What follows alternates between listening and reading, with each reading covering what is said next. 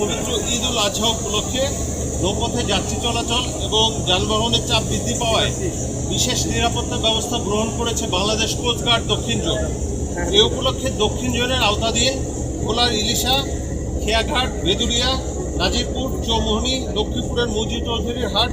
Alexander, বরিশালের DC ঘাট, উলানিয়া, পুরাতন হিজলা, পটুয়াখালী আলীনগর, পটুয়াখালী কলাপাড়া, বাউশিয়া, নোয়াখালী তমরুদ্দি, রামনেওয়াজ এবং বরগুনা জেলার কাকচিরা সহ পাথরঘাটার গুরুত্বপূর্ণ লঞ্চ, খেয়া এবং ফেরিঘাট সমূহে সার্বক্ষণিক টহল জোরদার করা হয়েছে এবং এরই সাথে যে কোনো দুর্ঘটনা মোকাবেলায় কোস্টগার্ডের ডুবুরি দল সার্বক্ষণিকভাবে নিরাপত্তায় নিয়োজিত আছে। এছাড়াও বিআইডব্লিউটি এর কন্ট্রোল রুমে কোস্টগার্ডের প্রতিনিধির মাধ্যমে সার্বক্ষণিক পর্যবেক্ষণ এবং গুরুত্বপূর্ণ স্থানসমূহে যে কোনো অপ্রীতিকর ঘটনা প্রতিরোধে অতিরিক্ত সদস্য মোতায়েন, গোয়েন্দা নজরদারি বৃদ্ধি, সন্দেহজনক ব্যক্তি ও নৌযানে